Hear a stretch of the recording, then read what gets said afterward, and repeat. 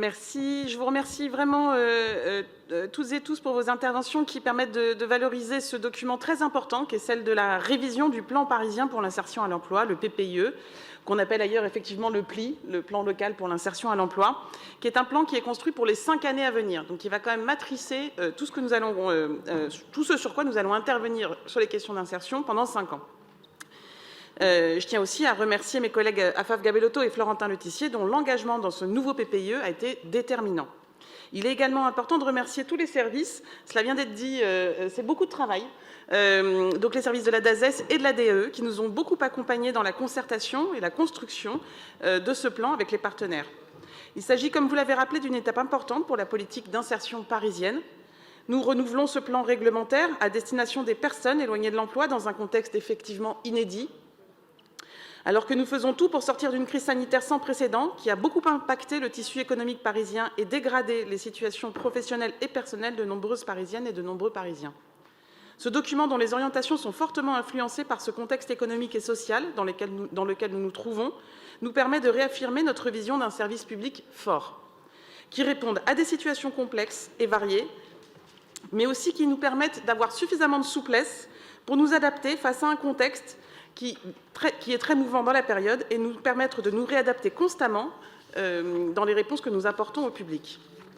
Avec les nombreux partenaires qui signeront dans quelques jours ce document, une fois que nous l'aurons adopté ici, et les équipes des arrondissements, nous avons travaillé plus de 10 mois, main dans la main, pour construire un plan pluriannuel que je crois abouti, boîte à outils pour permettre de mettre en œuvre des actions cohérentes sur l'ensemble du territoire parisien. Nous avons associé dans l'animation de l'ensemble des partenaires, je les cite, l'État et ses différents services, la région Île-de-France, l'Agence régionale de santé, la Caisse primaire d'assurance maladie, la Caisse d'allocation familiale, Pôle emploi, la mission locale, l'EPEC, Cap Emploi, ainsi que les représentants des entreprises au travers de la Chambre de commerce et d'industrie de Paris et de la Chambre des métiers et de l'artisanat. Malgré des conditions de travail pas toujours simples en période de confinement, le PPIE que nous vous soumettons rassemble l'ensemble des orientations prioritaires et des actions qui en découlent. Pour commencer, nous devons collectivement mieux partager les outils d'analyse et d'études. C'est vrai qu'on est nombreux à travailler sur la question de l'insertion et de l'emploi. On produit tous des études et des analyses, mais en fait, on n'a pas souvent suffisamment le réflexe de pouvoir les mettre dans un pot commun pour se les partager. Là, l'idée, c'est de trouver le cadre qui permette que ce pot commun soit créé et que nous puissions, tant sur les problématiques professionnelles que sociales, porter des propositions concrètes. Nous avons identifié des leviers pour mobiliser de manière importante le tissu économique et parisien, le secteur de l'économie sociale et solidaire.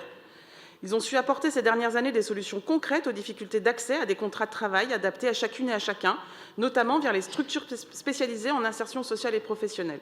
Cela a été dit, nous travaillons également à renforcer la lisibilité et la complémentarité de ces offres d'accompagnement, mais aussi de celles de formation et d'insertion sur le territoire. Ce PPIE, ensuite, rappelle la nécessité de renforcer la logique de parcours des personnes pour permettre une meilleure insertion vers l'emploi qui prenne en compte tous les aspects de la vie et tout ce qu'on appelle les freins qui pourraient venir ralentir, empêcher ou même mener à l'échec d'un accompagnement à l'insertion.